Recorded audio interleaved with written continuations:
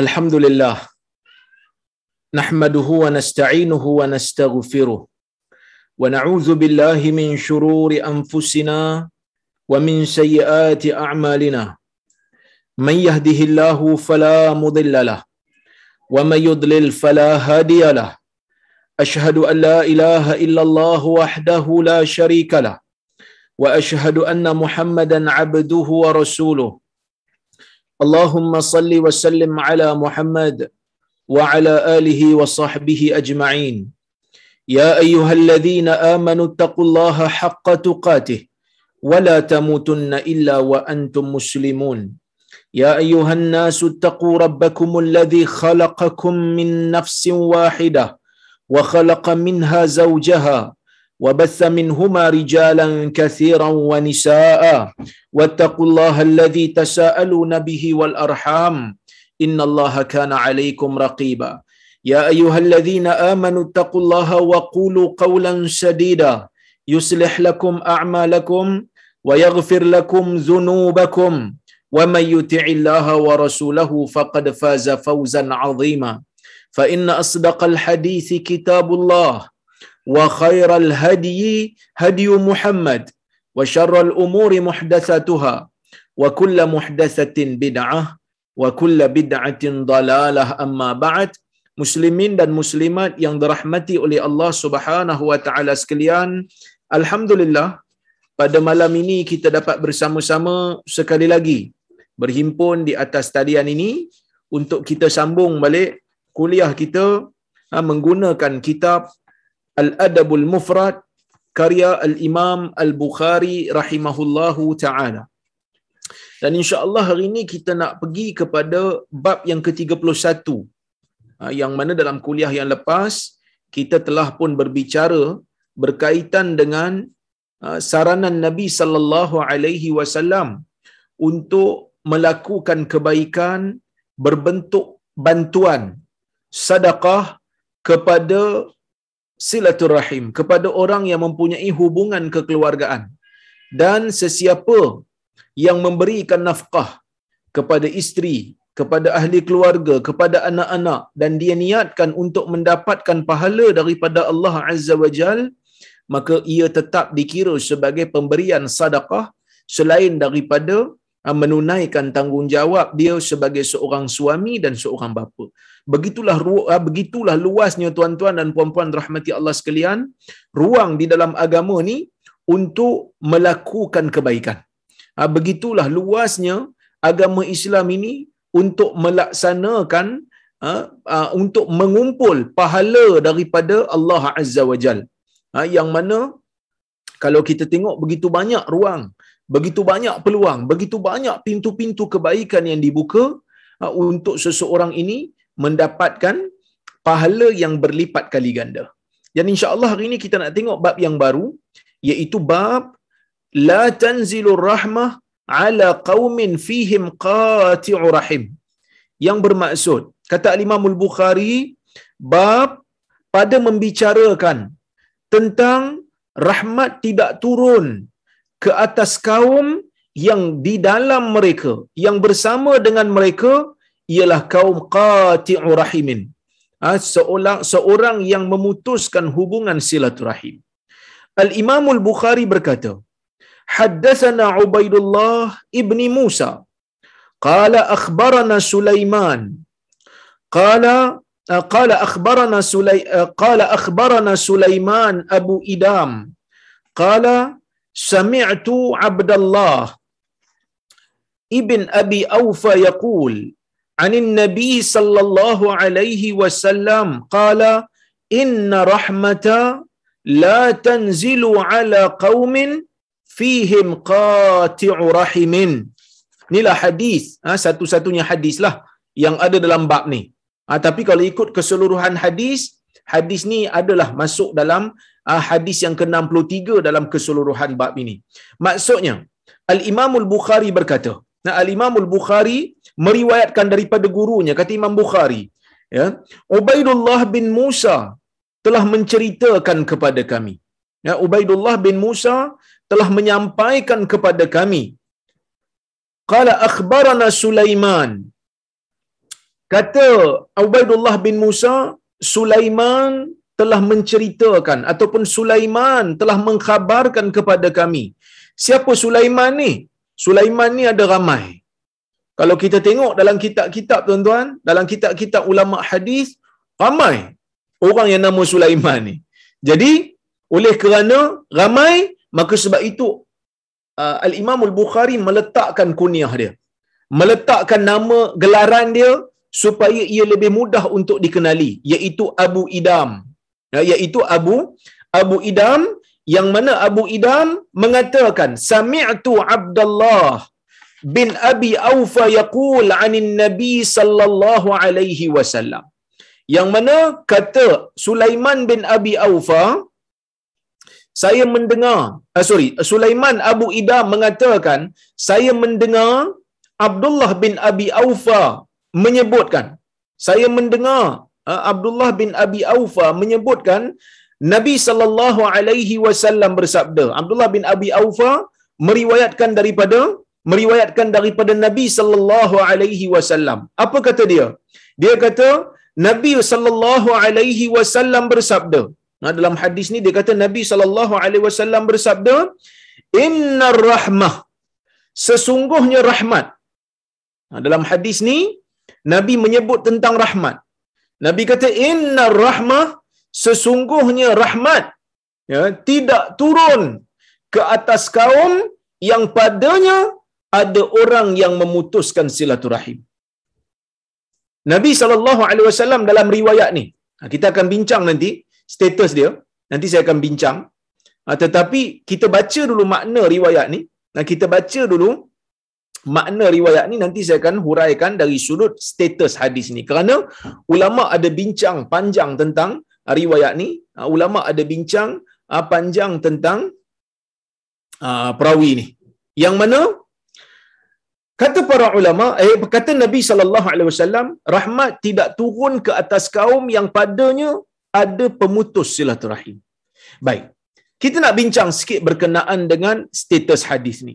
Kalau tuan-tuan tengok hadis ni, Imam Bukhari bawa daripada tok guru dia yang bernama Ubaidullah bin Musa. Ya, Ubaidullah bin Musa okeylah.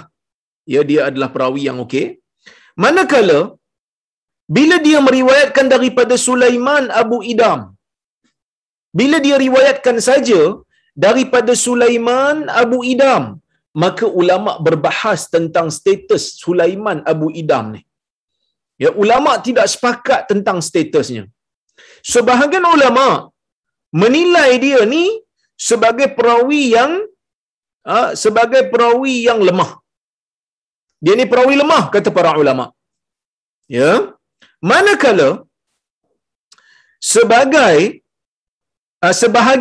sebahagian ulama menilai dia dengan penilaian yang sangat keras, dengan penilaian yang sangat tegas. Ada yang kata dia ni lemah biasa je. Dia ni lemah biasa je, tak adalah orang kata kuat sangat. Dia punya kelemahan dia tu lemah, ingatan dia buruk, tapi tak adalah dia ni teruk sangat dia punya status. Siapa yang nilai dia sebagai dhaif? Yang nilai dia sebagai dhaif ada beberapa ulama. Antara yang nilai perawi ni sebagai perawi yang dhaif ialah Abu Hatim Ar-Razi. Yang mana Abu Hatim Ar-Razi kata laisa bil qawi, dia bukanlah perawi yang kukuh, dia bukanlah perawi yang kuat ingatan, dia bukanlah seorang perawi yang jitu ingatan dia.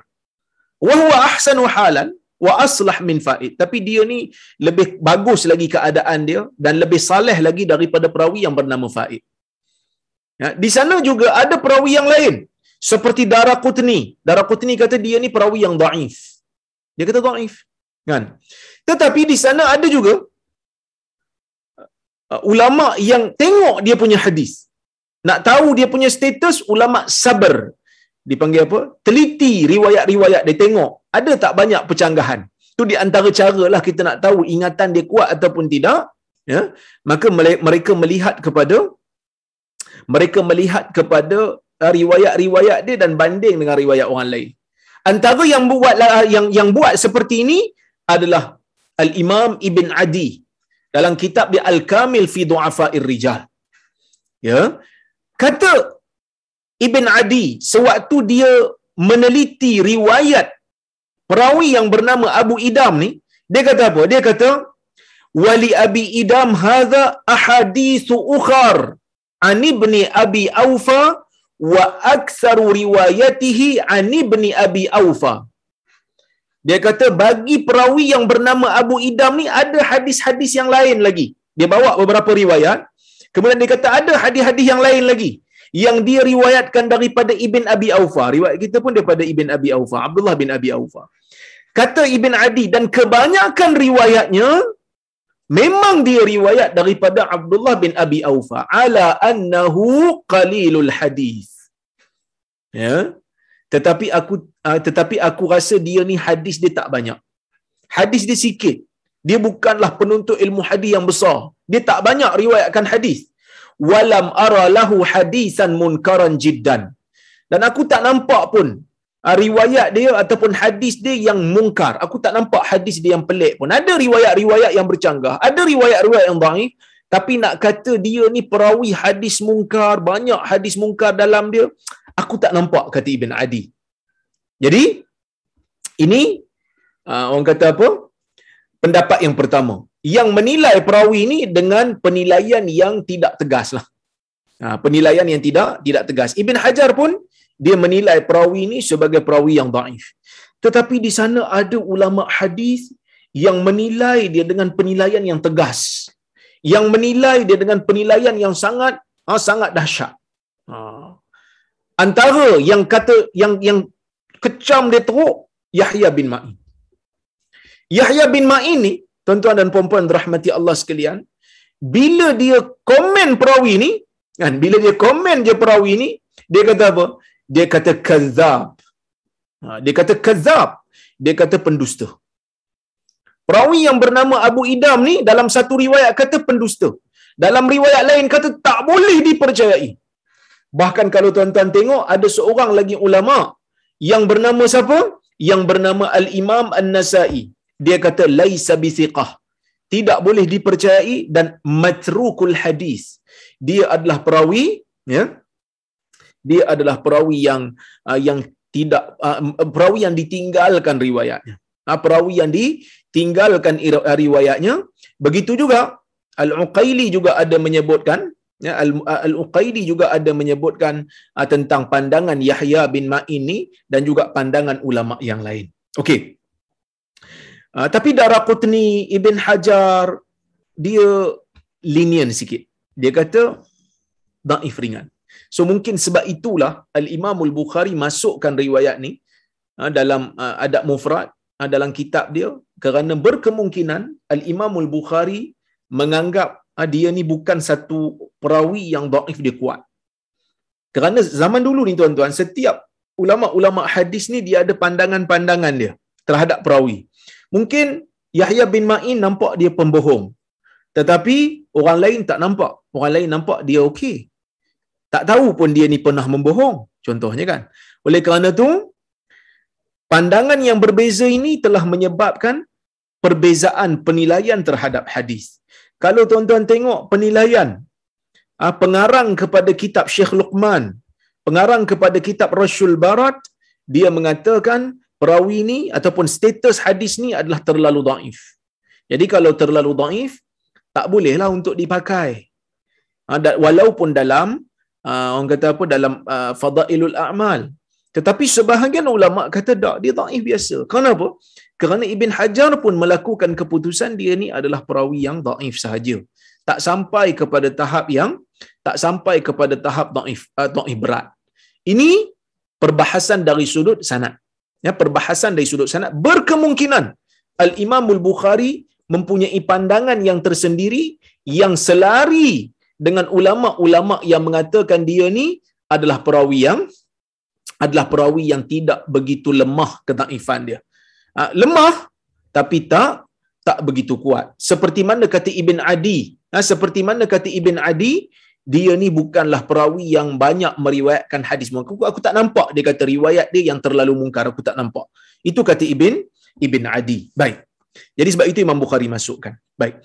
Bila Nabi SAW, kita tak boleh sandarkan kepada Nabi secara jelas. Kita kata bila diriwayatkan daripada Nabi SAW, sebab hadis ini dhaif. Ya? Bila diriwayatkan daripada Nabi, Nabi berkata, rahmat tidak akan turun kepada kaum yang mana di dalamnya terdapat pemutus silaturahim. Ulama mula berbahas. Kan? Kenapa rahmat itu tak turun? Apakah yang dimaksudkan dengan rahmat itu? Kan? Okey. Sebahagian ulama kata yang dimaksudkan dengan rahmat ini berkemungkinan hujan. Sebahagian ulama kata berkemungkinan hujan. Iaitu hujan itu ditahan oleh Allah Azza wa Jal. Disebabkan bila ada orang buat dosa, bila ada orang buat maksiat, antaranya ialah memutuskan silaturahim, Allah Azza wa Jal akan menghentikan hujan. Sebab apa? Sebab Allah Ta'ala membenci perbuatan memutuskan silaturahim, maka terputuslah rahmat di antara ahli keluarga, maka terputuslah hujan. Sebagian ulama sebut begitulah. Manakala di sana terdapat juga pendapat ulama yang kata dah, yang dimaksudkan dengan rahmat itu rahmat hujan pun termasuk, rahmat secara umum pun termasuk. Kerana rahmat Allah Ta'ala ni pada kita banyak. Kan rahmat Allah pada kita ni banyak, tuan-tuan. Jadi bila Nabi kata rahmat itu tak turun, maka semua jenis rahmat itu mungkin Allah Ta'ala tahan. Semua jenis rahmat ni mungkin Allah Ta'ala akan tahan. Sebab itu kata San'ani, Al-Imam As-San'ani, dia kata apa? Dia kata ketika dia menghuraikan hadis ni, dia kata wa fihi tahdhir an mujalasati ahli al-ma'asi wa anna al-'abd ya qad yahrumul khairu bisababihim. Dia kata ataupun qad yuharrimul khair bisababihim, ataupun qad yuhramul khair bisababihim wa huwa amun lirrahmah fid dunya kal ghais wa nahwihi wa rahmatil akhirah wa huwa aks hadis humul qaum la yashqa bihim jalisuhum. Al-Imam San'ani dia kata apa? Dia kata pada hadis ini terdapat satu amaran. Pada hadis ini terdapat ancaman. Amaran dan ancaman. Amaran apa? Ancaman apa? Ancamannya supaya orang-orang yang baik yang ada di satu-satu tempat jangan duduk dalam majlis yang ada orang yang memutuskan silaturahim. Sebab itu dalam riwayat-riwayat yang lepas kita tengok bagaimana Abu Hurairah dia ada minta supaya orang yang memutuskan silaturahim untuk tinggalkan majlis dia. Kan dia katakan, aku akan bongkarkan rahsia, aku akan pecahkan tembelang, aku akan bongkarkan sesiapa yang memutuskan hubungan silaturahim. Kecuali kalau dia meninggalkan majlis kita. Kenapa? Kerana berkemungkinan Abu Hurairah tak nak duduk sekali. Takut-takut kalau azab turun, takut-takut rahmat tak turun, maka akan terkena orang yang berada di sekeliling. Sebab Nabi kata apa? Dalam riwayat ni dikatakan, Nabi kata, rahmat tak turun kepada satu kaum. Padahal yang buat masalah seorang tu je. Yang buat masalah ni seorang tu je. Tapi yang kena satu kaum. Yang kena orang yang berada di situ. Jadi hadis ni secara tidak langsung memberikan kita satu amaran, memberikan kita satu ancaman. Jangan duduk bersama-sama dengan orang yang melakukan maksiat. Dan seorang hamba berkemungkinan qad yuhramul khairu, berkemungkinan akan disebabkan akan dihalang, ya, akan dihalang daripada menerima kebaikan disebabkan oleh kerana orang yang buat maksiat tu buat maksiat. Berkemungkinan seorang hamba tak dapat kebaikan daripada Allah, tak dapat rahmat daripada Allah sebab dia duduk sekali dengan orang yang buat maksiat. Kan, jangan duduk sekali. Dalam hadis yang lain Nabi SAW, siapa-siapa yang follow kuliah Riyadhus Salihin, dia akan dengar hadis di mula-mula sekali. Nabi SAW pernah menyebutkan, yaghzu jayshunil ka'bata fa idza kanu bi bayda'a minal ard yukhsafu bi awwalihim wa akhirihim. Nabi SAW bersabda, atau kama qal, satu hari nanti tentera akan datang untuk menyerang Kaabah. Tentera akan datang untuk memerangi Kaabah. Apabila mereka sampai di satu kawasan yang bernama Baida, apabila mereka sampai di satu kawasan tanah lapang, yukhsafu bi awwalihim wa akhirihim. Akan tenggelamkan mereka ini daripada awal sampai ke akhir. Mereka akan ditenggelamkan oleh bumi daripada awal sampai akhir. Aisyah radhiyallahu anha bertanya, "Ya Rasulullah, kaifa yukhsafu bi awwalihim wa akhirihim wa fihim aswaquhum wa man laysa minhum?" Ya Rasulullah, bagaimana mereka ini boleh ditenggelamkan oleh Allah Subhanahu wa taala di dalam bumi jika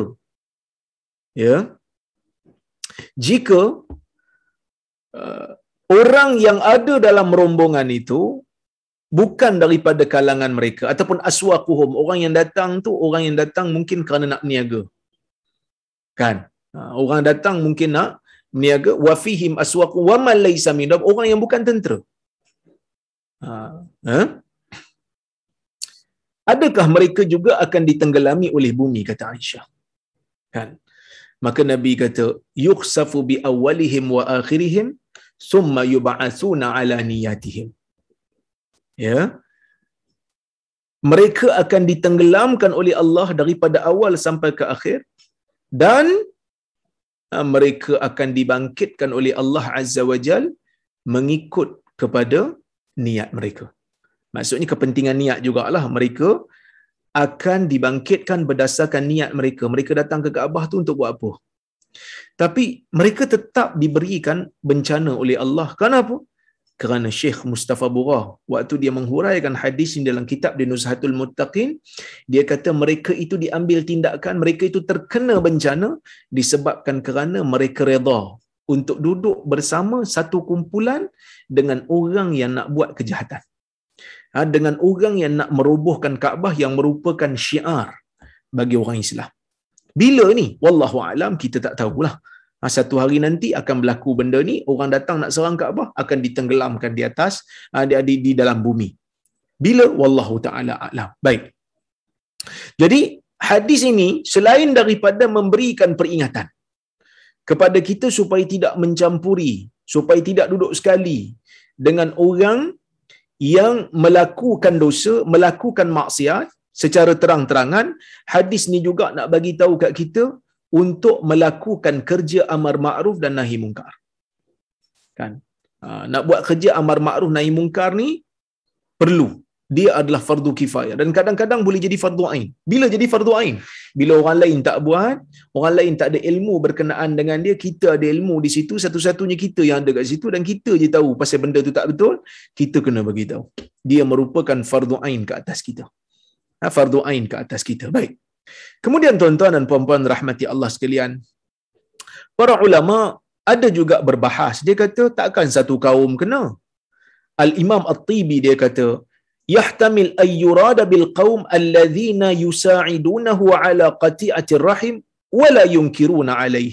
Berkemungkinan orang yang kena tu, orang yang tak dapat hujan tu, yang Allah Ta'ala turun potong hujan tu, ataupun Allah Ta'ala potongkan rahmat ke atas mereka, Allah Ta'ala tak turunkan rahmat ke atas mereka ni, berkemungkinan yang dimaksudkan oleh Nabi itu dengan kaum itu adalah orang yang membantu pemutus silaturahim itu untuk melakukan pemutusan silaturahim, dan ataupun orang yang tidak mengingkari, sama ada yang bantu ataupun yang tidak ingkari. Sebab tu saya kata, orang yang duduk di satu tempat, ada maksiat berlaku di situ secara terang-terangan, tetapi dia laksanakan tugas amar ma'ruf dan nahi mungkar.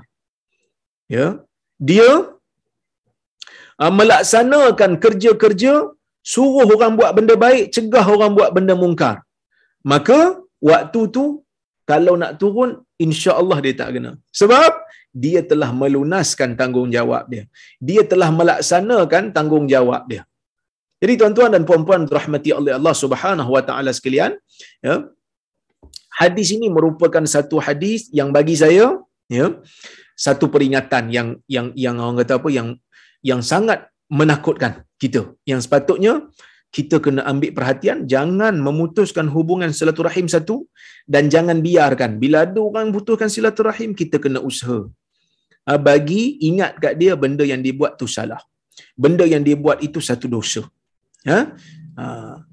Orang yang duduk dalam majlis zikir, orang yang duduk dalam majlis ilmu, orang yang duduk dalam kebaikan akan dapat kebaikan.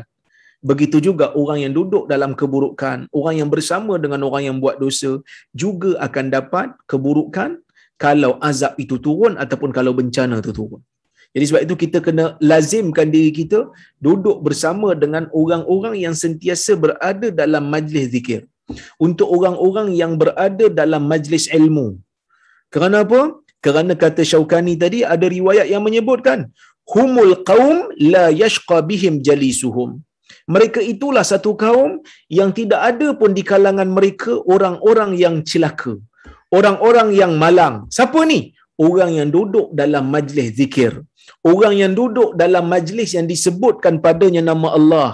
Orang yang duduk dalam majlis yang disebutkan namanya, yang disebutkan padanya hukum-hukum Allah, yang disebutkan padanya nama Nabi, yang disebutkan padanya sunnah-sunnah Nabi sallallahu alaihi wasallam. Jadi ini merupakan satu galakan. Ancaman pun ya, galakkan pun ya. Ancaman jangan duduk dengan orang yang melakukan maksiat. Galakkan supaya kita sentiasa melazimkan diri kita duduk dalam majlis yang bermanfaat. Kenapa duduk dalam majlis yang bermanfaat ini merupakan satu tuntutan, ada kelebihan yang banyak? Kerana apa tuan-tuan? Kerana Islam suka umat dia mendengar ilmu, mendengar benda yang baik-baik. Tak faham pun tak apa. Kan? Tak faham pun tak apa. Tapi yang penting duduk dalam majlis tu cuba dengar. Kerana berkemungkinan dengan kita dengar itu akan memberikan manfaat. Mula-mula mungkin rasa macam tak berapa nak dengar sangat, saja je nak duduk tunggu kawan dan sebagainya. Tapi bila mula dengar, seronok pula dengar hadis Nabi ni. Seronok pula dengar ayat Quran ni, dan akhirnya ia membuka pintu hidayah. Dan akhirnya ia membuka pintu minat seseorang untuk mendengar kalam Allah dan kalam Rasul. Kan? Ini benda yang digalakkan oleh agama, membuka jalan untuk orang dengar benda yang baik, untuk orang dengar benda yang bagus. Kan? Baik. Kita tengok pada bab yang berikutnya, iaitu bab yang ke-32. Ya. Bab Ismu Qati'ir Rahim. Bab pada membicarakan tentang dosa pemutus silaturahim. Kata Al-Imam Al-Bukhari, hadis yang ke-64. Haddatsana Abdullah ibn Salih. Qala haddatsani Laits. Qala haddatsani Uqail an Ibn Shihab. Qala akhbarani Muhammad bin Jubair bin Mut'im. Anna Jubair ibn Mut'im akhbarahu annahu sami'a Rasulullah sallallahu alaihi wasallam yaqul la yadkhulul jannah qati'u rahimin. Yang bermaksud, Abdullah bin Salih telah menceritakan kepada kami, kata Al-Imam Al-Bukhari, Abdullah bin Salih telah menyampaikan kepada kami, dia berkata, Lais telah menceritakan kepada saya. Lais ni Lais bin Sa'ad, seorang ulama besar daripada Mesir, faqih dan juga muhaddis. Faqih dan juga muhaddis. Dia kata apa? Haddatsani Uqail. Uqail telah bercerita kepada saya. Uqail telah menyampaikan hadis ini kepada saya. Siapa Uqail? Uqail ni di antara anak murid kanan yang hebat, yang mana guru dia juga orang hebat, iaitulah Ibn Shihab Az-Zuhri. Dia mengambil hadis ini daripada Ibn Shihab. Kata Ibn Shihab Az-Zuhri, seorang tabi'i, dia kata, Muhammad bin Jubair bin Mut'im telah mengkhabarkan kepada saya. Muhammad bin Jubair bin Mut'im telah mengkhabarkan kepada saya. Ya, sesungguhnya Jubair bin Mut'im mengkhabarkan kepadanya. Siapa Jubair bin Mut'im ni? Jubair bin Mut'im ni dikatakan dia ni merupakan seorang sahabat Nabi sallallahu alaihi wasallam yang pernah datang kepada Nabi sallallahu alaihi wasallam dalam keadaan dia tak Islam lagi pada masa tu. Dalam keadaan dia tak Islam lagi pada masa tu, dia datang jumpa Nabi sallallahu alaihi wasallam, dia buat apa? Waktu tu dia tak Islam lagi, dia minta kepada Nabi sallallahu alaihi wasallam supaya Nabi membebaskan tawanan perang Badar. Ya, waktu dia datang kepada Nabi sallallahu alaihi wasallam, ya, minta supaya Nabi bebaskan tawanan perang Badar tu, waktu tu dia datang tu, waktu tu dia dengar Nabi sallallahu alaihi wasallam, ya, sedang salat pada waktu tu. Ya, dia datang dalam keadaan Nabi sedang salat. Nabi membaca surah At-Tur. Waktu dalam salat tu Nabi baca surah At-Tur, dan dia kata pada waktu itulah, ya, Islam dah mula mengetuk, iman dah mula mengetuk jiwa aku. Iman dah mula masuk, dia kata. Waktu tu dia tak Islam lagi. Dia dengar je Quran ni, kata mukjizat Quran ni bagi orang yang faham, orang yang tadabbur, orang yang dengar elok-elok, dia akan tertarik. Kan, dia dengar Nabi baca surah At-Tur, dia datang tu sebagai orang yang bukan Islam, dia musyrik lagi pada masa tu. Dia dengar Nabi baca At-Tur, dia tertarik. Ya, dia dengar orang baca, dia dengar Nabi baca surah tu, dia terus kata iman dah mula masuk dalam jiwa aku. Kan, ini berlaku pada tahun kedua Hijrah. Tapi dia tak masuk Islam lagi. Ya, dia tunggu, dikatakan dia masuk Islam pada tahun Khaybar. Tahun Khaybar ni tahun ke-7. Daripada tahun kedua sampai 5 tahun jugalah. Mungkin dia waktu tu dia mengkaji dan sebagainya. Ada yang kata pada pembukaan kota Mekah lagi lewatlah pada tahun ke-8 Hijrah. Tapi walaupun bagaimanapun, dia merupakan seorang sahabat yang baik setelah dia menerima Islam. Wa hasuna islamuhu, kata para ulama. Islamnya adalah Islam yang baik. Ya, bapa dia adalah Mut'im bin Adi. Bapa dia pun ada sejarah juga, kan? Bapa dia ni, Mut'im bin Adi ni, merupakan seorang yang orang kata apa, pembesar Quraisy lah kira. Dia ni pembesar Quraisy. Bapa dia tak Islam. Waktu Nabi sallallahu alaihi wasallam pergi ke Taif, waktu Nabi pergi ke Taif, Nabi nak minta supaya orang Taif ni terima Nabi sallallahu alaihi wasallam dan terima Islam, supaya Islam boleh tertegak kat sana. Nabi bertemu dengan pemimpin dia yang bernama Abdu Yalil bin Abdi Kulal. Nabi ajak dia terima Islam, tapi dia tak mau. Dia perintahkan orang untuk seksa Nabi, baling batu dekat Nabi sallallahu alaihi wasallam. Dan pemergian Nabi sallallahu alaihi wasallam ke Taif pada waktu tu telah diketahui oleh orang-orang Arab Quraisy. Dan orang Arab Quraisy pada masa tu memang tak bagi Nabi masuklah. Melainkan Nabi akan di apa-apakan. Kerana apa? Kerana mereka dah tahu dah. Oh, kau nak cari perlindungan luar ya? Maksud dia tunggu Nabi tu memang dia nak seksa lah. Kan? Dia nak tangkap dan sebagainya. Maka waktu Nabi SAW kembali daripada Taif, Nabi tak boleh nak masuk Mekah kerana tidak ada orang yang boleh untuk memberikan perlindungan kepada Nabi SAW. Dan pada waktu itulah Nabi SAW meminta pertolongan kepada Mut'im bin Adi supaya memberikan perlindungan kepada Nabi SAW. Dan pada waktu itulah Mut'im bin Adi kata, jangan apa-apakan Muhammad kerana dia masuk ke dalam Mekah tahta jiwari, di bawah perlindungan aku. Dan dia orang besar, orang yang ada pengaruh, orang hormat kat dia. Bila dia beri perlindungan dekat Nabi kita, maka orang tak boleh nak buat apa-apa pada waktu tu. Walaupun orang geram, walaupun orang pada waktu tu marah dekat Nabi Muhammad sallallahu alaihi wasallam kerana mencari perlindungan luar, tetapi tak boleh buat apa. Sebab Mut'im bin Adi telah pun memberikan perlindungan. Kan? Dan Nabi sallallahu alaihi wasallam pernah menyebut dalam satu hadis yang masyhur. Nabi kata apa? Nabi kata waktu Nabi dapat tawanan perang Badar ni, tawanan perang Badar ni orang-orang Quraisy lah. Yang waktu di Madinah, yang waktu di Mekah sebelum hijrah, mereka ni lah yang lanyak Nabi. Mereka ni lah yang baling, orang kata apa, yang baling, yang sokong dibalingkan najis di atas apa ni, perut-perut unta, isi perut unta di atas kepala Nabi SAW waktu Nabi sedang sujud. Mereka ni lah yang ketawa, mereka ni lah mungkin yang sokong, mereka ni lah yang mungkin memberikan bantuan kepada orang-orang Islam yang diseksa di Mekah. Tiba-tiba mereka ini telah ditawan oleh Nabi Muhammad sallallahu alaihi wasallam. Maka pada ketika itu Nabi bertanya kepada Abu Bakar, Nabi bertanya kepada Umar, apa yang nak dibuat dengan tawanan perang ni? Seperti mana yang tuan-tuan tahu dalam cerita yang sangat masyhur, Umar radhiyallahu anhu, ya, Umar radhiyallahu anhu orang kata apa, dia minta kepada Nabi supaya cadangan dia diterima, iaitu dibunuh saja orang-orang kafir Quraisy ni, kerana mereka inilah puak-puak yang menentang Islam dengan kuat.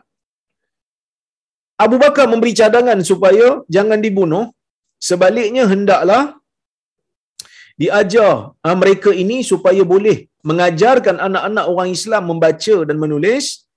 Begitu juga mungkin mereka ini boleh menjadi tebusan untuk pertukaran di mana tawanan orang Islam yang masih berada di bawah cengkaman orang-orang kafir Quraisy supaya ditukar ganti.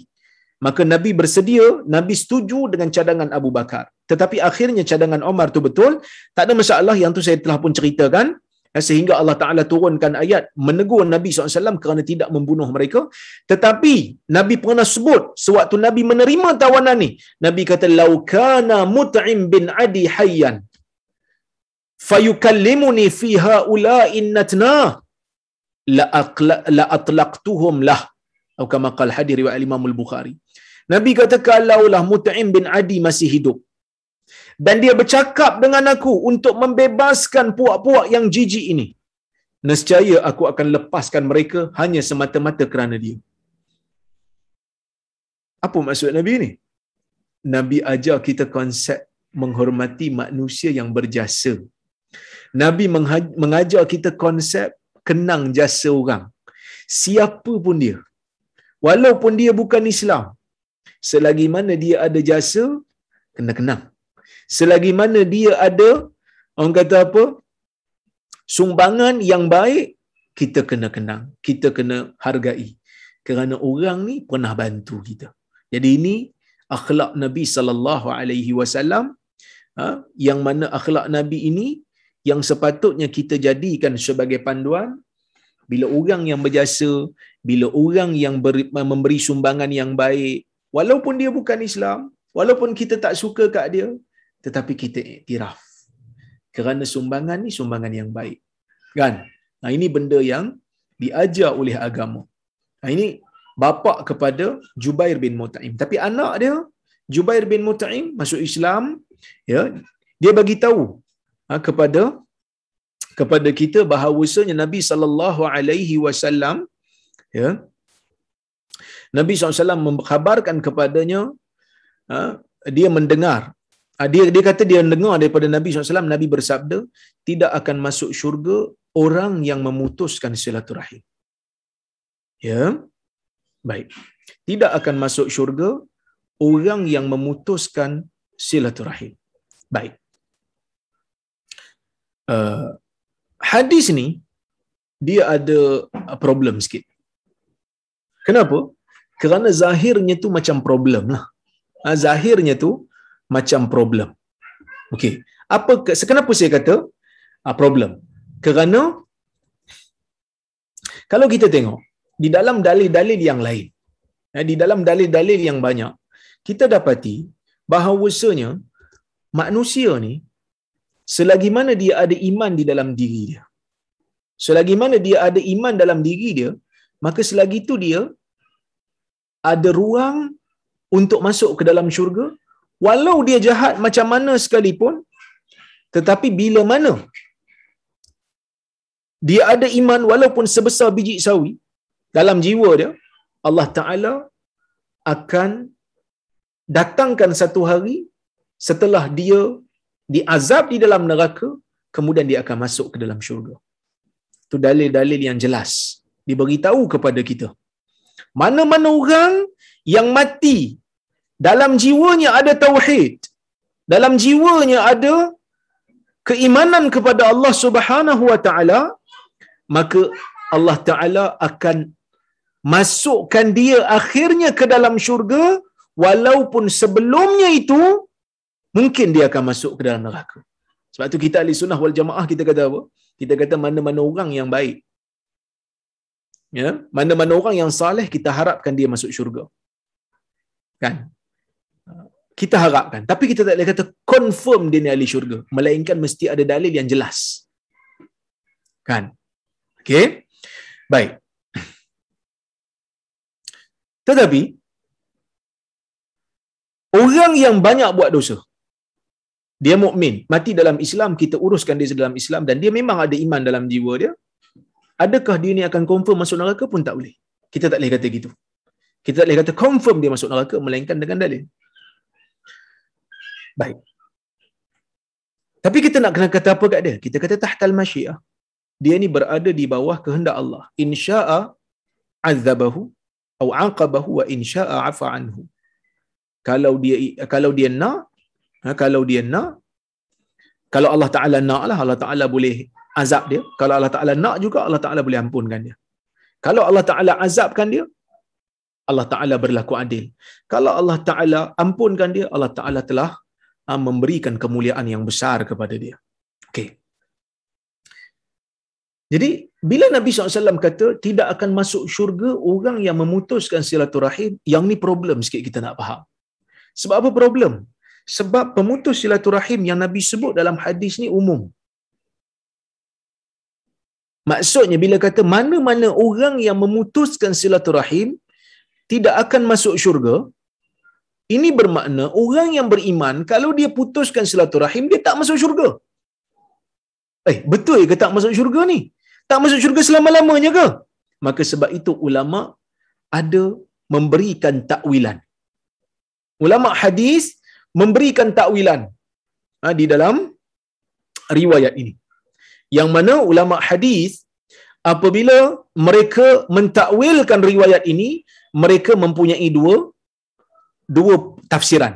Seperti mana yang disebutkan oleh Al-Imam An-Nawawi rahimahullah.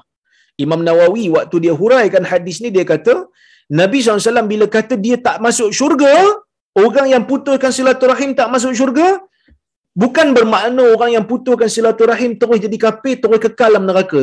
Bukan begitu mutlaknya. Bukan begitu secara mudahnya. Bukan. Walaupun zahirnya nampak begitu, tetapi hadis mesti difahami dengan hadis yang lain. Ini yang disarankan oleh Imam Ahmad. Ini yang disarankan oleh Ali bin Al-Madini. Ini yang disebut, ini yang dilakukan oleh ulama-ulama hadis, antaranya Ibnu Hajar. Ketika mana dia nak menilai, ketika mana dia nak menghuraikan hadis Bukhari, dia bawakan riwayat daripada jalur-jalur yang berbeza. Sama ada hadis yang sama ataupun hadis yang lain tetapi mempunyai kaitan dengan hadis yang dia ingin syarahkan. Kerana itulah cara untuk kita memahami dalil-dalil agama dengan pemahaman yang holistik. Itulah cara kita nak faham dalil-dalil agama dengan pemahaman yang menyeluruh. Okey. Jadi, seseorang yang melakukan dosa memutuskan silaturahim tidaklah secara automatik menjadi kafir. Jadi bila tak automatik menjadi kafir, ada tak ruang dia masuk syurga? Ada. Cuma dia berdosa lah. Dia terpulanglah dia ni di bawah, orang kata apa, di bawah kehendak Allah. Jika Allah Ta'ala nak, maka Allah Ta'ala akan ampunkan. Kalau Allah Ta'ala nak juga, Allah Ta'ala boleh azab. Tetapi yang dimaksudkan dengan hadis ni, kata Imam Nawawi, berkemungkinan salah satu daripada dua. Yang kata tak masuk ni, tak masuk syurga ni bila? Yang pertama, berkemungkinan orang yang tak masuk syurga yang Nabi bagi tahu ni, dia putuskan silaturahim, ialah orang ni waktu dia putuskan silaturahim, dia mengatakan perbuatannya itu tidak haram. Dia menzalimi ahli keluarga dia. Dia memutuskan hubungan dengan keluarga dia. Bila orang tanya dia kenapa buat macam tu? Kau tahu tak benda ni dilarang dalam agama? Kau tahu tak benda ni salah dalam agama? Kau tahu tak benda ni murka dalam agama, dimurkai oleh Allah dalam agama? Dia kata mana ada? Benda yang aku buat ni, benda ni lah yang dituntut. Kau ni dah buat benda yang salah ni. Memutuskan hubungan silaturahim tu salah. Dia kata mana ada? Benda ni adalah berpahala. Kan? Saya memusuhi keluarga saya. Inilah yang dituntut oleh agama. Ini benda yang salah, menghalalkan sesuatu yang telah haram dalam dalil yang jelas, dalam dalil yang qat'i, maka perbuatan ini adalah perbuatan yang kufur. Mana-mana orang yang mengingkari sesuatu perkara yang telah disebutkan secara jelas di dalam Quran ataupun di dalam hadis, benda yang qat'i, benda yang qat'i dia pergi bantah, benda yang qat'i dia pergi sanggah. Sama lah macam bila orang kata, kau tak solat ke? Mana ada? Tak payah solat lah. Solat 5 waktu ni wajib kot, pasal apa kau tak buat? Kata mana ada solat 5 waktu tu wajib? Solat 5 waktu ni makruh hukumnya. perbuatan dia tu adalah perbuatan yang menjerumuskan dia ke lembah kufur. Sebab dia mengingkari benda yang qat'i dalam agama. Begitu juga bila orang kata kat dia, zina ini haram, dia pun kata, tolong sikit mana ada zina tu haram? Zina ni tak haram pun. Zina sunat muakkad. Dengan perbuatan itu, dengan perkataan itu, walaupun dia tak berzina, tapi dengan kepercayaan itu telah menjadikan akidah dia gugur. Telah menjadikan akidah dia terbatal. Kerana dalam agama ni kita dituntut dua perkara. Dalam hukum ni kita dituntut dua perkara. Yang pertama, taat bila Allah Taala larang, kan? Bila Allah Subhanahu Wa Taala larang kita, kita kena tinggalkan. Bila Allah Taala suruh, kita buat. Itu tanggungjawab yang pertama. Tanggungjawab yang kedua ialah kita percaya hukum tu datang daripada Allah. Bila kita salat tu kalau orang tanya kenapa kau salat? Salat wajib. Sebab Allah Taala suruh aku salat. Kau percaya tak salat ni wajib 5 waktu ni? Wajib kata aku. Maka dia adalah orang mukmin. Percaya dengan kefarduan salat satu hal, melaksanakan salat tu satu hal. Tapi bila mana ada seorang dia membantah, bukan kata dia tak solat saja, kalau tak solat saja dalam keadaan dia percaya solat tu wajib, ada khilaf di kalangan para ulama, tetapi majoriti ulama tetap mengatakan dia muslim tetapi dia fasik. Satu orang dia tak solat. Bila orang kata kau tak solat 5 waktu, tak solat. Kenapa kau tak solat? Malas. Kau tahu tak solat wajib? Tahu. Solat memang wajib. Tapi aku malas, dia kata. Dalam isu ni ada dua pandangan. Pandangan pertama, pandangan Hambali, dia kata kafir. Kalau dia tinggal salat tu banyak kali, kafir. Walaupun dia kata wajib. Tapi pendapat majoriti ulama daripada 3 mazhab, dia kata tak kafir lagi. Tapi dia fasik. Dia orang yang derhaka pada Tuhan. Selagi mana dia percaya salat tu wajib, cuma dia tak buat aja. Dia iktiraf. Dia fasik. Dia derhaka pada Tuhan dia. Tapi dia Muslim. Dia mukmin. Dia Muslim lagi lah. Cuma iman dia berkurang lah sebab tak buat solat. Tapi kalau orang tu dia bantah, dia tak solat satu hal. Dia bantah pula. Dia kata solat mana dia wajib? Solat ni makruh semua ni. Contohnya kan. Jadi orang seperti ini, orang yang kafir. Kerana mengingkari kefarduan solat, kufur. Dengan sepakat para ulama. Sepakat para ulama kata kufur. Ini bahaya. Jadi satu orang bila dia memutuskan hubungan silaturahim, dia berdosa. Dosa. Kerana Nabi SAW dalam banyak hadis suruh kita hubungkan hubungan silaturahim. Dalam banyak hadis kita dah baca dah. Daripada kuliah yang pertama dulu, daripada hadis yang pertama sampai hadis yang ke-64 ni, kita dok baca hadis berkenaan dengan galakkan menghubungkan silaturahim, pahala menghubungkan silaturahim, dan dalam masa yang sama kita juga membaca ancaman dan dosa dan azab yang menunggu orang yang memutuskan silaturahim, dan cerita tentang dosa orang yang memutuskan silaturahim. Kita dah baca yang tu lah sekarang ni. Dan banyak hadis Imam Bukhari bawa untuk memberikan kita satu kekuatan di dalam jiwa, untuk memberikan satu pahatan, kepahatan. Dia nak pahat dalam jiwa kita ni. Sebab tu dia letak banyak tu, supaya dapat jadikan doktrin dalam jiwa kita, benda ni jangan dibuat. Memutuskan silaturahim ni jangan dibuat. Okey, itu yang dimaksudkan. Maksudnya Imam Nawawi kata yang Nabi maksudkan ni tak masuk syurga pemutus silaturahim ni, orang yang dia putuskan silaturahim satu hal, dan dalam masa yang sama dia menganggap memutuskan silaturahim secara zalim itu adalah sesuatu yang dibenarkan ataupun sesuatu yang halal. Dia tahu dia zalim memutuskan silaturahim. Dia tahu dia zalim, dia menyakiti keluarga dia. Dia memutuskan hubungan dengan keluarga dia. Dia menyeksa keluarga dia. Bila orang tanya, kau tahu tak benda ni salah, benda ni haram, benda ni Tuhan larang, benda ni berdosa? Dia kata, mana ada. Ini bukan berdosa, benda ni halal. Contohnya. Maka sebab itu, disebut, tak boleh lah. Disebut, sebab tu Nabi kata tak masuk syurga lah, sebab dia dah jadi kafir dah. Dengan dia menghalalkan benda yang diharamkan dalam agama. Baik.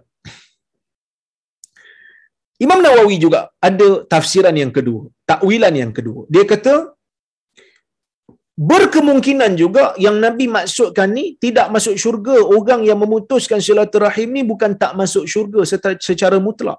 Bukan, dia kata. Bukan tak masuk syurga secara mutlak. Tapi tak masuk syurga bersama dengan orang yang awal masuk. Sebab apa dia tak masuk syurga awal? Sebab dia dah buat satu dosa. Kan dia dah buat satu dosa. Jadi dosa itu dosa besar. Bila dosa besar menghalang dia masuk ke dalam syurga, dia kena masuk dalam neraka dulu sehingga dosa dia itu dicuci oleh Allah Azza wa Jal. Jadi dia masuk syurga tak? Kalau dia ada iman dalam jiwa, dia tak bantah hukum haram itu, dia buat tu kerana dia tunduk kepada hawa nafsu dia, maka dia akan diazab oleh Allah kalau tidak ada pahala yang lain. Kalau dia tak ada pahala lain untuk cover kesalahan dia, cover dosa dia, maka dia akan dimasukkan oleh Allah ke dalam neraka Allah. Dia akan masuk dalam neraka. Tapi dia masuk syurga tak? Masuk. Masuk syurga. Tapi lambatlah. Maka Nabi kata bila tak masuk ni tak masuk syurga sama dengan orang yang awal masuk. Maksudnya dia masuk lewat. Kerana dosa yang dia buat. Confirm ke Ustaz orang yang memutuskan silaturahim ni memang confirm masuk neraka? Confirm ke Ustaz? Kita tak boleh nak confirm kan? Seperti mana saya sebut tadi, berkemungkinan Allah Ta'ala nak ampunkan dia. Allah Ta'ala boleh ampunkan. Itu satu. Berkemungkinan amalan lain dia boleh cover. Satu orang ada dosa. Senarai dosa dia begini, tapi pahala dia begini. Bila ditimbang ditimbangan amalan, mungkin amalan baik dia lebih berat daripada amalan buruk dia, maka dia akan masuk ke dalam syurga Allah. Kenapa? Kerana amalan baik dia lebih berat daripada amalan buruk dia. Jadi semua benda ni ada kemungkinan. Cuma apa maksud hadis Nabi SAW di sebalik daripada hadis yang daripada kata-kata Nabi ni, yang dimaksudkan ataupun objektif Nabi SAW ya, ialah Nabi memberikan peringatan.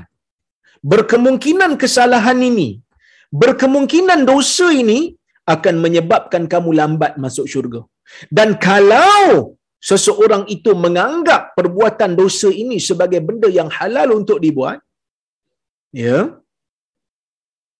yang halal untuk dibuat, maka pada waktu itu dia mungkin tak dapat masuk syurga teruslah, kerana dia telah menjadi kafir hanya semata-mata kerana dia menghalalkan benda yang telah qat'i, yang telah sabit ataupun yang telah tetap secara qat'i di dalam agama. Jadi tuan-tuan boleh faham maksudnya dia nak kena faham hadis ni secara jauh sikit, kerana hadis ini secara zahirnya nampak macam bercanggah dengan hadis lain, tapi sebenarnya tak bercanggah pun, kerana ulama dah takwil siap dah. Dan Nabi nak memberikan ancaman lah. Nabi nak memberikan galakkan supaya kita terus menghubungkan silaturahim, dan Nabi nak memberikan ancaman, kamu jangan sekali-kali putuskan hubungan silaturahim dalam keadaan kamu menzalimi keluarga kamu. Okey? Baik. Sebab itu kata Syekh, dia kata apa? Di antara fiqh hadis, di antara pemahaman yang kita boleh ambil daripada hadis ni, dia kata izam ismi qati'iha bihaitsu la yadkhul jannah. Besarnya dosa orang yang memutuskan hubungan silaturahim ni sehingga dia mungkin tak dapat masuk syurga, dengan huraian yang telah saya sebutkan tadi. Baik. Kita tengok kepada hadis yang ke-65. Baik. Kata al-Imam al-Bukhari rahimahullah, haddatsana Hajjaj ibnu Minhal qala haddatsana Syu'bah qala akhbarani Muhammad ibnu Abdul Jabbar qala sami'tu Muhammad ibn Ka'ab annahu sami'a Abu Hurairah yuhaddits an Rasulillah sallallahu alaihi wasallam inna ar-rahima shajnatun minar rahman taqul ya rab inni zulimt, ya rab inni zulimt, quti'tu ya rab, inni ya rab, fayujibuha ala tardaina an aqta'a man qata'aki wa asila man wasalaki. Hadis ini adalah hadis yang bertaraf hasan li ghairi. Sanad dia sebenarnya lemah sikit kerana ada perawi yang bernama Muhammad bin Abdul Jabbar, ia adalah perawi yang tidak dikenali. Tetapi hadis ini telah disokong dengan jalur-jalur lain yang telah kita bacakan sebelum ini. Saya bacakan, saya tak hurai panjang lah. Kerana hadis ini telah pun saya huraikan sebelum ini. Kata Al-Imam Al-Bukhari rahimahullah, Hajjaj ibnu Minhal telah menceritakan, telah menyampaikan kepada kami. Katanya Syu'bah telah menyampaikan kepada kami. Katanya Muhammad bin Abdul Jabbar telah mengkhabarkan kepada saya. Dia berkata, saya mendengar Muhammad bin Ka'ab. Muhammad bin Ka'ab mengatakan dia mendengar daripada Abu Hurairah. Abu Hurairah menceritakan daripada Rasulullah sallallahu alaihi wasallam, yang mana Nabi sallallahu alaihi wasallam bersabda, innar rahim, ya, innar rahim syajnatun minar rahman. Sesungguhnya rahim itu merupakan cangkuk ataupun cabang daripada Ar-Rahman. Cabang ni maksudnya adalah ciptaan Tuhan. Dan dia mengatakan, ya Rab, inni zulimt. Wahai Tuhan, aku ini dizalimi. Ya Rab, inni quti'at. Wahai Tuhan, aku diputuskan. Ya Rab, inni ya Rab, ya Rab. Wahai Tuhan, sesungguhnya aku sekian, sesungguhnya aku sekian. Maksudnya Nabi SAW bagi tahu kat kita dalam hadis ni, rahim ini boleh bercakap. Rahim ini boleh bercakap.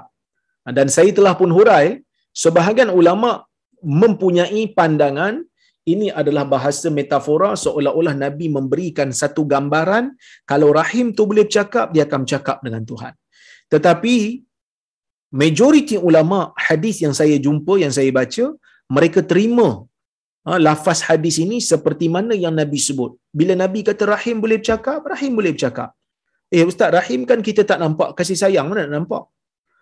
Allah Ta'ala boleh jadikan ia bercakap kerana Allah Ta'ala maha berkuasa. Allah Ta'ala maha berkuasa, Allah Ta'ala boleh jadikan apa saja kan. Jadi dia boleh bercakap. Jadi tak ada isu pun dalam masalah tu. Fayujibuha. Ya. Fayujibuha, yang mana ya, Allah Subhanahu wa Ta'ala mengatakan kepada dia. Allah Ta'ala mengatakan kepada berfirman kepada dia. Bismillah. Allah mengatakan kepada dia, Allah berfirman kepada dia, ala tardain, tidakkah kamu suka, kata Allah, ya, tidakkah kamu suka aku akan putuskan orang yang memutuskan hubungan, aku akan putuskan orang yang memutusmu, ya, wa asila man wasalaki, dan aku juga akan menyambungkan orang yang menyambungkan kamu. Memutuskan orang yang memutuskan kamu ni maksudnya Allah Ta'ala akan putuskan rahmat, Allah Ta'ala akan putuskan kurnia, Allah Ta'ala akan sempitkan kehidupan orang yang memutuskan hubungan silaturahim. Begitu juga bagi orang yang menyambungkannya kerana nakkan keredaan Allah, kerana taat kepada perintah Allah, Allah Subhanahu wa Ta'ala akan berikan kurnia kepada dia yang banyak. Ya, baik. Tuan-tuan dan puan-puan rahmati Allah Subhanahu wa Ta'ala sekalian, ini di antara hadis yang bagi saya kita telah huraikan sebelum ni, jadi saya tak perlu hurai panjang-panjang lah. Okey, kita tengok hadis yang ke-66. Kata Al-Imam Al-Bukhari, haddatsana Adam ibnu Abi Iyas, qala haddatsana ibn Abi Dhi'ib, qala haddatsana Sa'id bin Sam'an, qala sami'tu Aba Hurairah yata'awwadhu min imarati as-sibyan was-sufaha.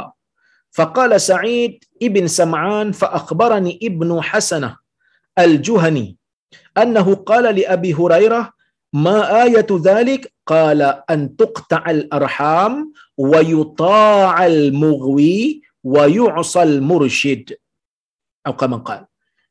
Kata Al-Imam Al-Bukhari rahimahullah, Adam bin Abi Iyas telah menyampaikan kepada kami.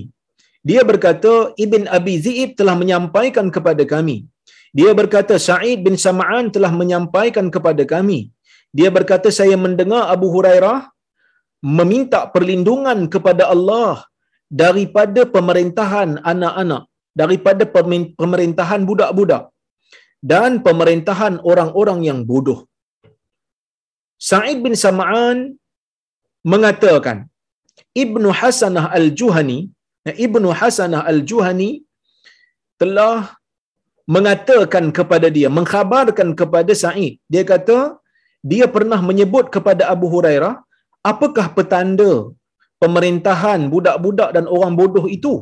Kata Abu Hurairah, antuqta'al arham, apabila hubungan kekeluargaan itu diputuskan, wa yuta'al mughwi, ataupun orang yang menyesatkan ditaati, ya, wa yu'sal mursyid, ya, dan orang-orang yang baik, orang-orang yang memberi ingatan yang elok, orang-orang yang memberi nasihat yang baik dianggap sebagai orang yang tak betul, diingkari ataupun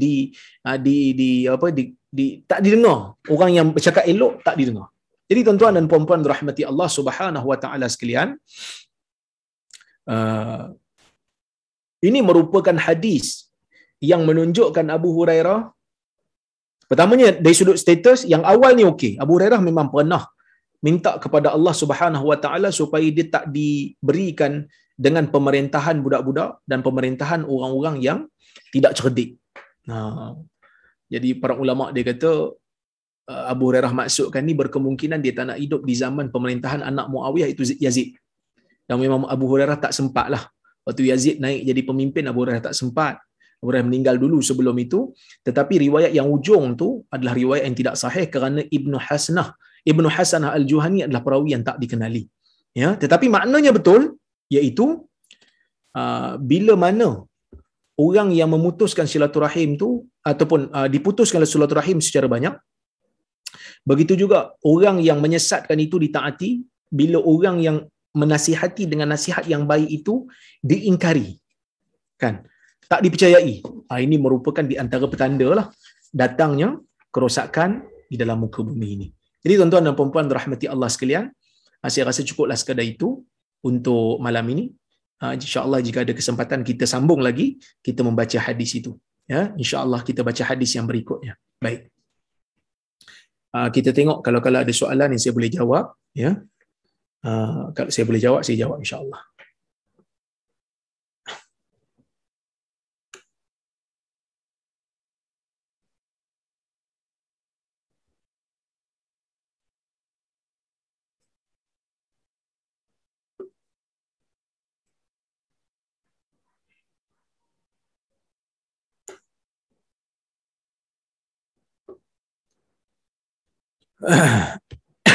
Banyak soalan hari ni, saya pilih-pilih je lah. Bismillah.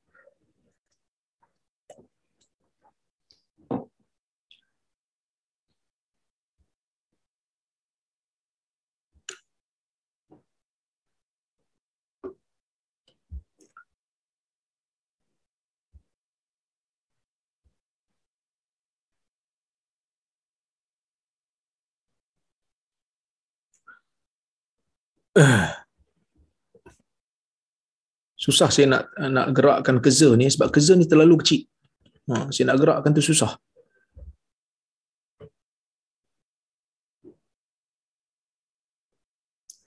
Assalamualaikum Dr. Waalaikumsalam. Apakah hukum seseorang itu sudah salat fardu secara bersendiri, lalu ada sekumpulan jemaah yang baru mendirikan salat fardu dan kita mengikuti mereka bersalat, hilang. Ya. Dan kita mengikuti mereka bersalat jemaah sekali lagi, adakah seorang itu mendapat pahala jemaah dan adakah hadis yang menyatakan tentang perkara ini? Ada hadis dalam Sahih Muslim, yang mana dalam Sahih Muslim Nabi SAW pada waktu itu di Mina, peristiwa ni berlaku di Mina, Nabi SAW solat subuh di situ. Lepas solat subuh, Nabi terlihat ada dua orang tidak bersalat di tepi masjid. Maka Nabi SAW mengarahkan sahabat untuk panggil dua orang. Alayya bihima, Nabi kata panggil dua orang. Dia orang pun datang kepada Nabi dalam keadaan mereka takut lah. Sebab Nabi panggil, menunjukkan mereka hormat kat Nabi lah. Baik. Jadi, bila datang kepada Nabi SAW, Nabi pun tanya, ma mana'aku ma an tusalliya ma'ana? Apa yang menghalang kamu untuk bersalat bersama kami? Laki ni jawab, dua orang ni jawab, dia kata qad sallaina fi rihalina. Ya Rasulullah, kami telah salat di tempat kami. Kami telah salat di tempat kami. Maka Nabi SAW kata jangan buat macam tu.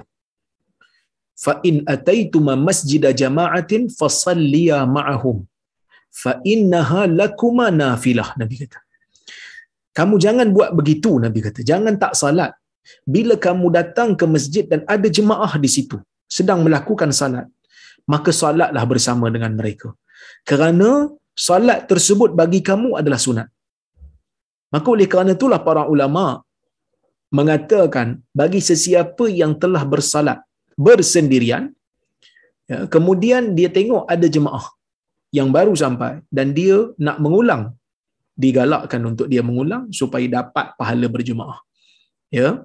Cuma ulama ada beza pendapat sikit dalam bab kalau salat itu adalah salat yang kita tak boleh nak ulang ataupun kita tak boleh nak buat salat sunat lepas tu, macam solat subuh, lepas kita selesai solat subuh kita tak boleh nak solat sunat sehingga matahari tinggi, sehingga masuk waktu duha, ataupun solat asar, lepas solat asar kita tak boleh nak solat sunat sebab Nabi kata ini solat sunat. Sebahagian ulama tak bagi, tetapi hadis yang saya bacakan tadi adalah hadis yang sahih. Ia berlaku selepas subuh, maksudnya ia berlaku pada waktu subuh. Maksudnya Nabi SAW tengok dua orang ni tak ulang salat walaupun tu salat subuh kan. Jadi kalau Nabi tegur mereka, Nabi kata kamu kena ulang solat sepatutnya, menunjukkan kalau solat subuh dia dah solat seorang-seorang tapi dia nak ulang kerana ada jemaah, dibenarkan. Begitu juga dengan solat asar. Ya, baik.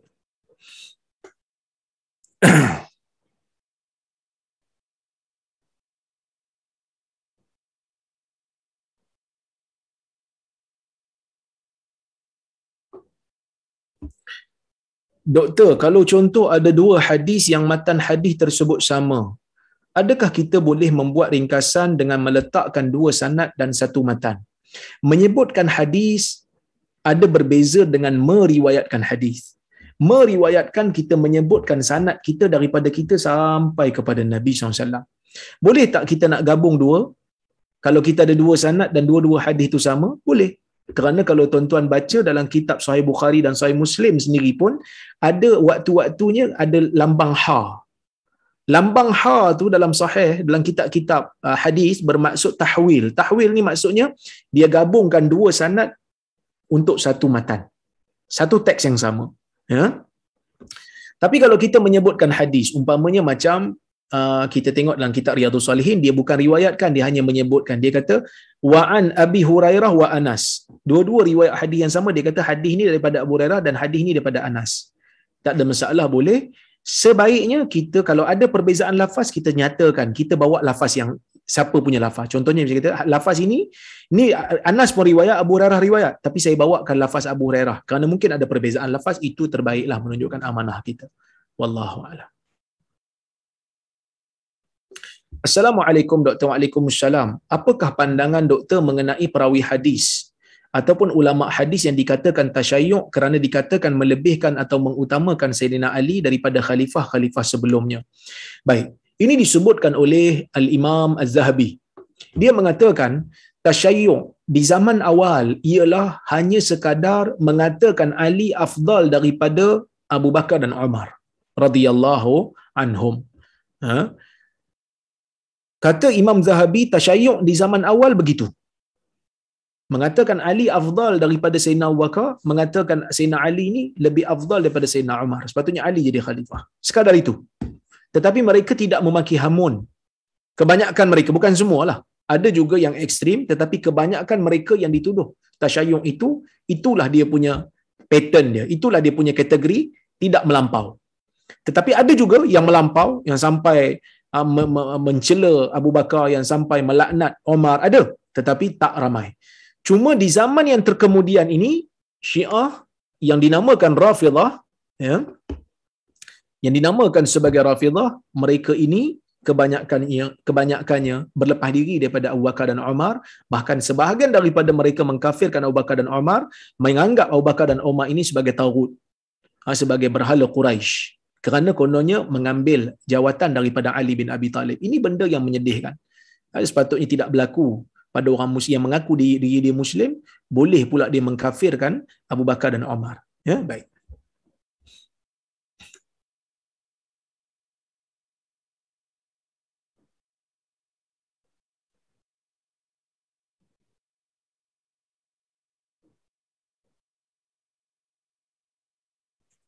Assalamualaikum Dr. Waalaikumsalam. Betul ke kita lelaki Islam keluar rumah tak tutup kepala dengan apa-apa macam kopiah? 80 langkah selepas tu hukum makruh dan fasik.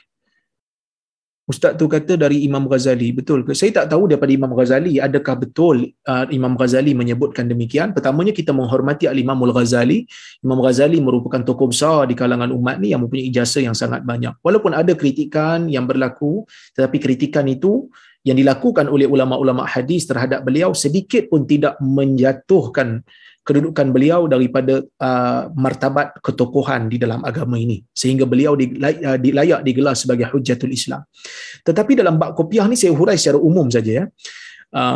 Bab kopiah ni ataupun bab menutup kepala ni termasuk dalam perkara adat yang mana dalam hadis Nabi SAW memang diriwayatkan Nabi pakai serban, Nabi menutup kepala. Adakah ini merupakan satu adat yang baik? Ya, di zaman itu dianggap sebagai satu adat yang baik.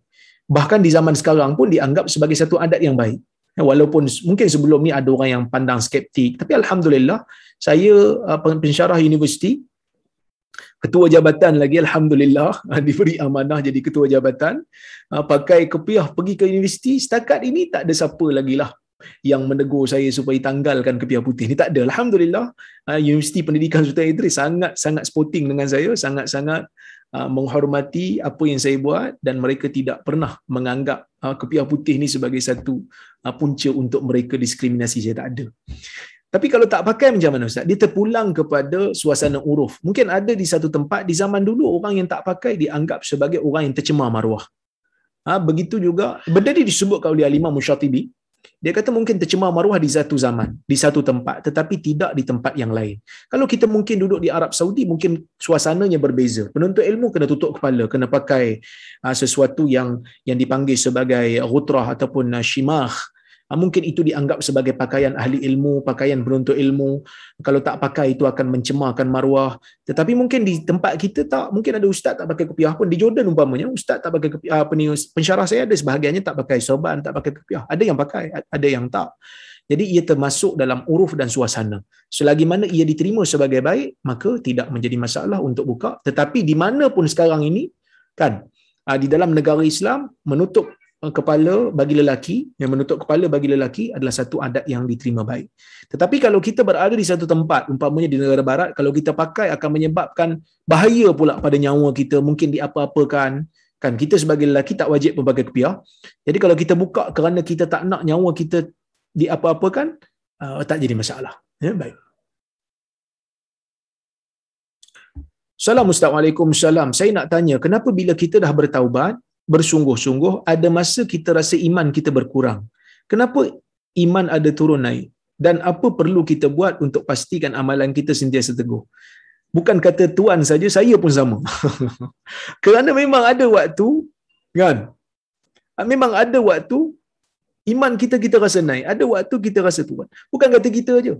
Sahabat Nabi pun sama. Hanzalah, dia mengadu kat Nabi, dia kata nafaqah Hanzalah telah menjadi munafik. Sebab bila duduk dengan Nabi SAW, dia rasa beriman. Bila dia pergi jumpa dengan, dia pergi bekerja, pergi kebun, dia rasa macam iman dia berkurang. Kerana itulah sifat manusia biasa yang bukan para anbiya ni. Iman kita akan bertambah dengan ketaatan, iman kita akan berkurang dengan kelalaian dan maksiat. Jadi macam mana nak teguhkan iman? Nak teguhkan amalan, nak teguhkan iman, kena banyak buat ketaatan pada Allah, kena banyak buat benda sunat, kena banyak zikir, kena banyak dengar nasihat, kena mari kuliah agama supaya dengar nasihat daripada Allah dan Rasulnya. Jadi ini benda yang boleh kita usahakanlah. Baik.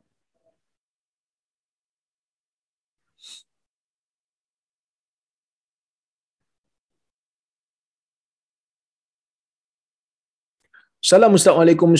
Bagaimana kita nak sampaikan kepada keluarga yang putuskan silaturahim? Bila sampaikan kepada mereka, mereka tak mau dengar dan beri macam-macam alasan yang tak munasabah, seperti kononnya mereka kaki sihir dan pernah terkena sihir daripada mereka. Ini menyedihkanlah ya. Tuan-tuan, syaitan ni memang tugas dia nak bagi kita bergaduh. Jadi bila kita jumpa orang-orang yang mendakwa tahu benda gaib, dia kata orang ni buat engkau, orang ni buat engkau, lama-lama kita bergaduh, kita percaya. Ya, memang syaitan suka pun. Sebab syaitan memang nak kita bergaduh. Kan, kita pergi percaya satu benda yang belum tentu betul. Ini satu benda yang bermasalah. Apa yang kita boleh buat kalau berlaku dalam keadaan begini? Yang pertama, kita kena tahu, kita tak ada kemampuan untuk mengubah manusia. Yang ada kemampuan hanyalah kita menyampaikan kepada manusia. Yang mengubah dia kehendak dia dan dengan kuasa Allah Subhanahu Wa Taala. Ini tugas kita menyampaikan. Selagi mana kita rasa kita nak sampaikan ada faedah, kita sampaikan. Sehinggalah apabila kita rasa macam tak ada faedah dah. Itu ada perbahasan dalam kalangan ulama.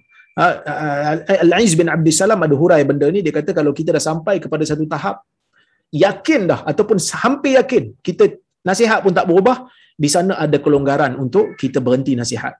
Tetapi tidak salah untuk kita nasihat, kerana nasihat ni merupakan benda yang baik. Kita akan dapat pahala bila kita menasihat orang. Jadi selagi mana dia tak berubah, kita tak boleh buat apa. Tapi adakah kita perlu kecewa? Sedih? Ya, kita memang sedih. Tapi adakah kita perlu rasa untuk berhenti? Kalau kita rasa kita mampu buat. Kerana menasihat orang ni, dakwah orang ni, pahala. Dia berubah ke dia tak berubah ke, pahala untuk kita, insya-Allah. Ya, baik. Jadi tuan-tuan, itulah serba sedikit yang saya boleh sampaikan kepada tuan-tuan untuk malam ini. Banyak lagi soalan yang saya tak dapat nak jawab kan, oleh kerana kelewatan masa ini, terlebih sangat masa, jadi saya tak sempat nak jawab semua. Saya ucapkan terima kasih banyak-banyak kepada Dr. Azmi, kepada Kak Jini, Ustaz Reza yang menganjurkan majlis ini, Global Ihsan yang menganjurkan majlis pada malam ini. Terima kasih kepada tuan-tuan dan puan-puan yang hadir. Saya tengok malam ni sangat-sangat ramai. Ni belum masuk dekat Facebook lagi. Terima kasih banyak-banyak kerana sudi mendengar celoteh saya pada malam-malam ini. Ya, mudah-mudahan ada manfaat untuk diri kita bersama. Saya mohon maaf terkasar bahasa tersilap kata. Aqulu qawli hadza wa astaghfirullahal azim li wa lakum. Wassalamualaikum warahmatullahi wabarakatuh. Kita jumpa pada kuliah akan datang, insya-Allah.